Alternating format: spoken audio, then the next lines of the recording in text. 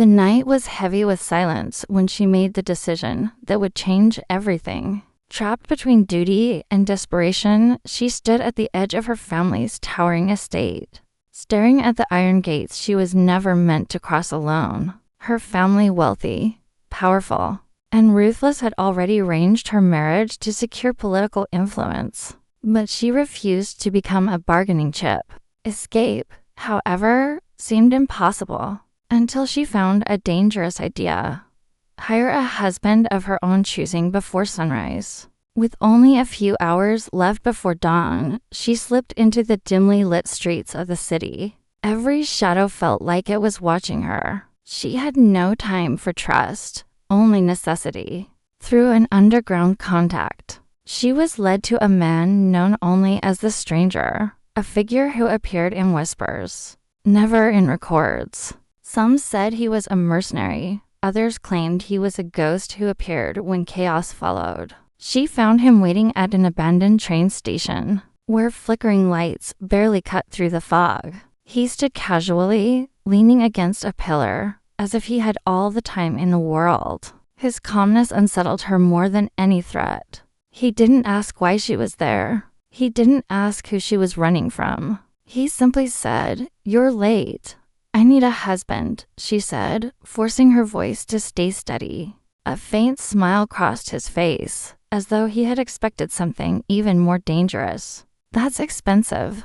"I can pay, not money," he replied. "Time. And you don't have much." Her heart tightened. She explained quickly, too quickly, how she needed a legal marriage before sunrise to cancel her forced engagement. She expected laughter, rejection, or negotiation. Instead, he listened carefully, studying her like she was a puzzle he had already begun solving. Then, unexpectedly, he agreed.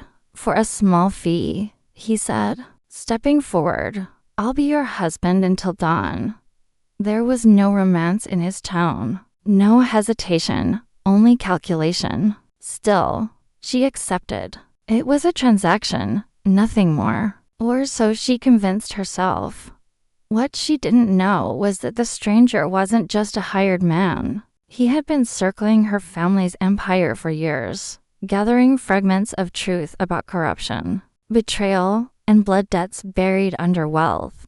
Her marriage request had landed directly into the center of his unfinished mission. Their journey began immediately. With dawn approaching fast, they moved through the city's hidden routes, avoiding surveillance, bribing a clerk at a night office, and forging urgent paperwork. Every step felt like racing against time itself. The city became a maze of danger and opportunity, and he navigated it with unsettling precision. As they traveled, tension grew between them. She noticed how he always positioned himself between her and potential threats. He noticed how fiercely she resisted fear, even when her hands trembled. Neither trusted the other, yet both depended on each other's survival. At one point, they were stopped by a patrol checking late-night travelers. Without warning, he pulled her closer and whispered, "Smile. You're in love with me." She almost argued, but the guards were already approaching. So she obeyed. In that moment, something strange happened. The lie felt too natural, too convincing. Even the guards smiled and waved them through. When they finally walked away, she pulled her arm free, flustered and angry. "Don't touch me like that again." He glanced at her calmly. "Then stop looking like you're running from your own shadow." For a brief second, she almost laughed but suppressed it. As dawn neared, the weight of what she had done began to sink in. She had not just hired a stranger. She had tied her fate to a man she did not understand at all.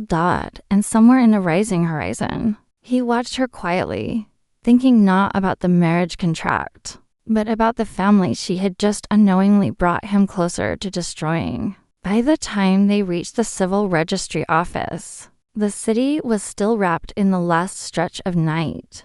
The sky had not yet turned blue, only a faint gray glow hinted that dawn was close. Every ticking second felt heavier than the last. The marriage had to be completed before sunrise, or her escape would collapse back into her family's control. The office itself was barely open, a tired clerk half asleep behind a desk stacked with outdated forms. It should have been simple: signatures, stamps, and disappearance. But nothing about this night was simple.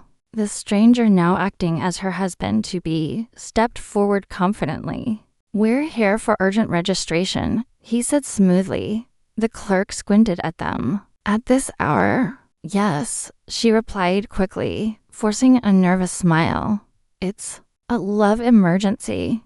The words almost made her choke, but the stranger didn't react. He simply nodded as if this was a completely normal situation.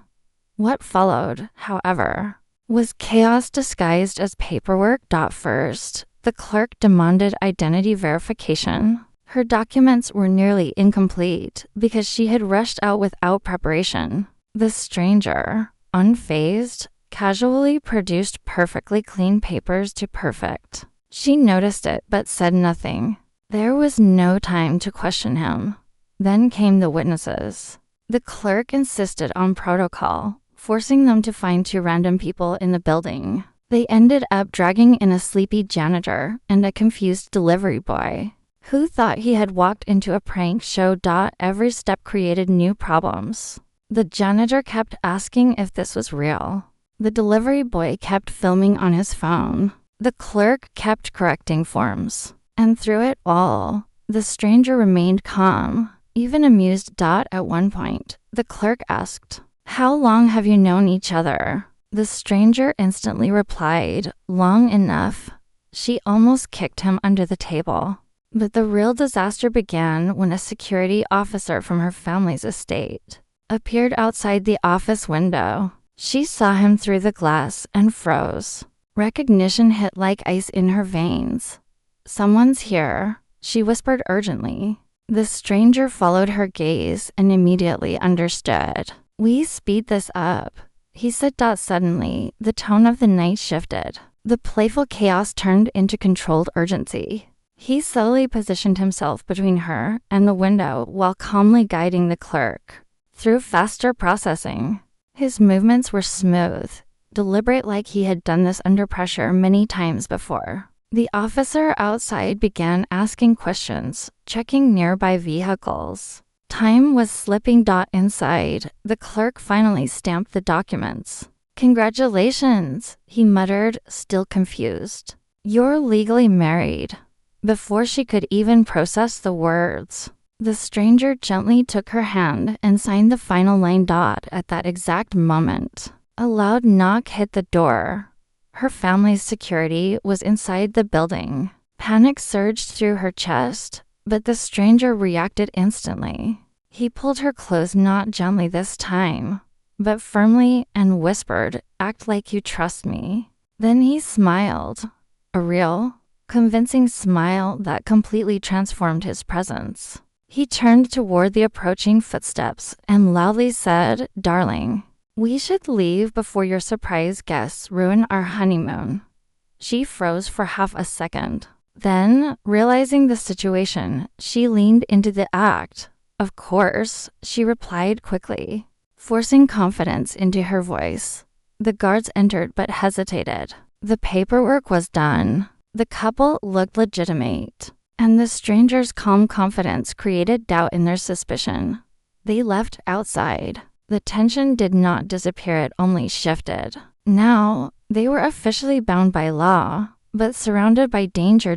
As they stepped into the night air, she finally pulled her hand away. "Don't ever grab me like that again," she snapped, still shaken. He adjusted his coat casually. "You survived. That's what matters. That wasn't part of the deal." He looked at her for a moment longer than before. Neither was everything else that just happened. And as they walked into the narrowing darkness before dawn, she realized something unsettling. This marriage was no longer just a contract. It had become a trap shaped by forces she could not yet see. And the man beside her was not just playing along, he was quietly controlling the game.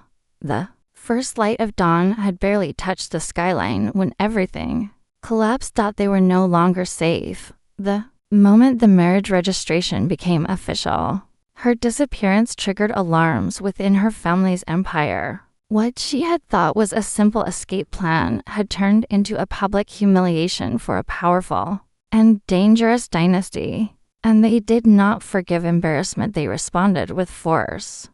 It began with silence, then sirens, then black vehicles appearing at every intersection. She noticed it first. "We're being followed," she said, her voice tightening. The stranger didn't look back. "Not followed," he corrected calmly. "Hunted." Before she could respond, the first attack came. A convoy of armed men blocked their route near an underpass. Doors opened, weapons drawn. No warning, no negotiation. "Stay behind me," he said. "I don't need protection." She snapped but instinctively stepped back anyway.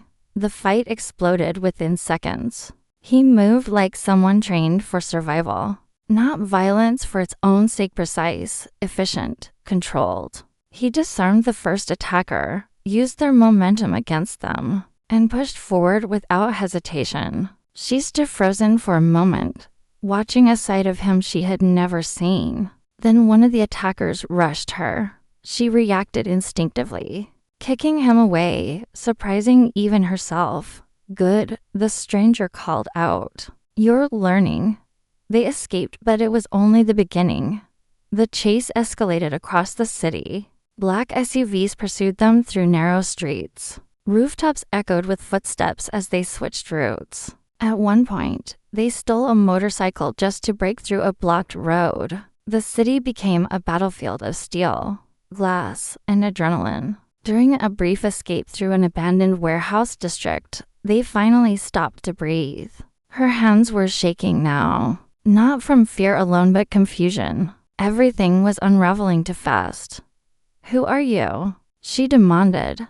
He didn't answer immediately. Instead, he looked toward the rising sky as if measuring time itself.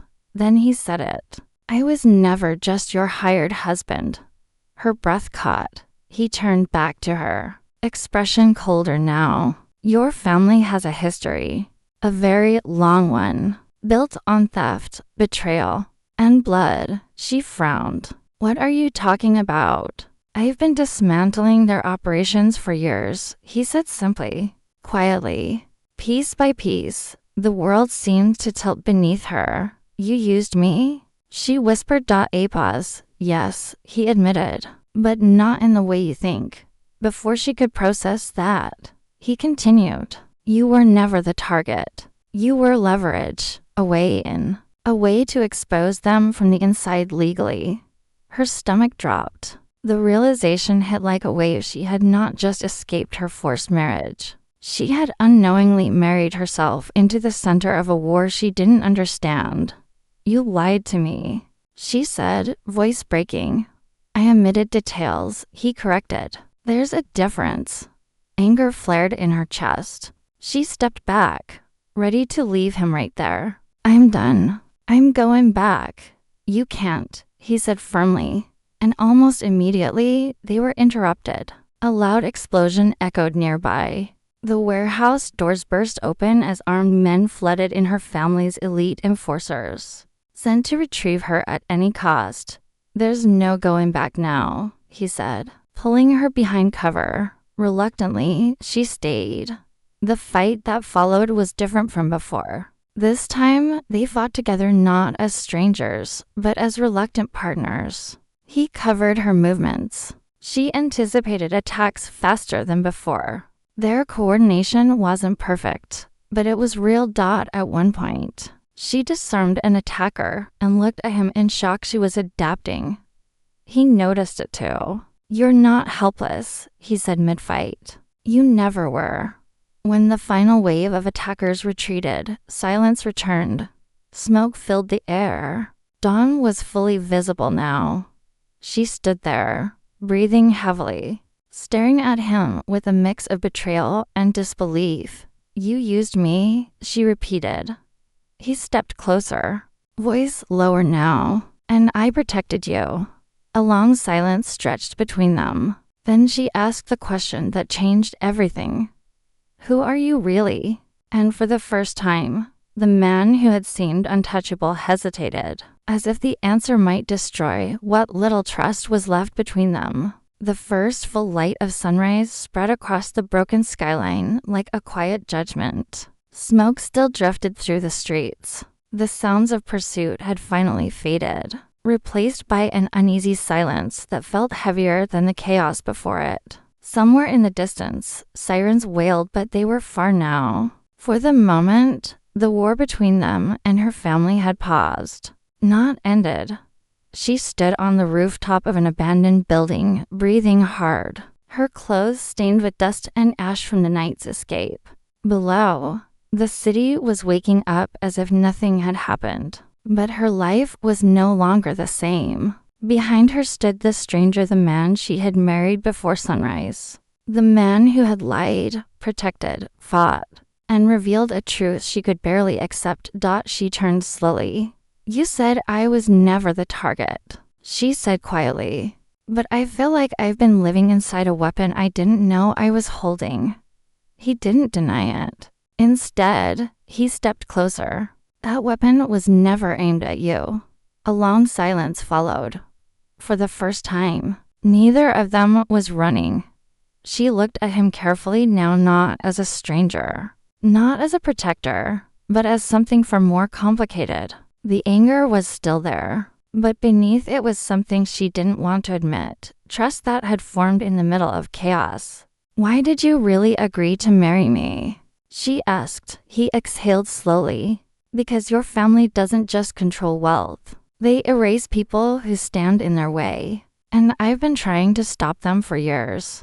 He paused, then added, you walking into my path wasn't planned. That answer didn't satisfy her completely, but it felt honest in a way his earlier explanations had. Not. Suddenly, footsteps echoed from the stairwell. More enemies. The final wave had arrived. Her family had sent their most elite unit, trained, silent, and relentless. There would be no escape this time unless they fought through it together. The stranger immediately moved into position. Stay behind me, he said again. She didn't move. No, she replied firmly. He glanced at her sharply. I'm not hiding anymore, she said. Her voice shook, but not with fear. With decision. And for the first time, she stepped forward beside him instead of behind him. The battle that followed was brutal, but different from everything before. This was not chaos, it was clarity. They moved in coordination now, not as strangers forced together by circumstance, but as two people who had learned each other's rhythm through survival. He blocked incoming attacks with precise force. She countered with timing she didn't know she had learned. When one attacker broke through his defense, she stopped him. When she faltered, he was already there. They were no longer just surviving. They were choosing to stand together. After the last opponent fell back, silence returned again, but this time it felt earned.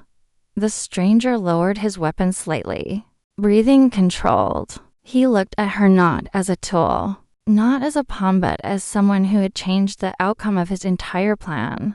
You could still leave, he said quietly. She looked at the sunrise behind him. Golden light was spreading across the city, softening everything the night had broken. Then she made her choice. No, she said, a pause. I don't want to go back to them. His expression shifted slightly, surprise. Then something softer. But I also don't want to be used again, she added. He nodded once. Then don't be. Another silence. This one was different. What happens now? She asked. He looked toward the horizon where the sun was fully rising. Now, we finish what started long before you met me. She hesitated. And after that, for the first time, his voice softened. After that, you decide who you want to be, not who they made you. She looked at him for a long moment. The enemy, the stranger, the husband she paid for before sunrise. And yet, the only person who had ever given her a choice. Slowly, she stepped beside him again, not as a captive, not as a pawn, but as an equal dot as the sun rose fully over the city. They walked forward together, leaving behind the ruins of the night, and stepping into a future neither of them could predict, but both of them had chosen.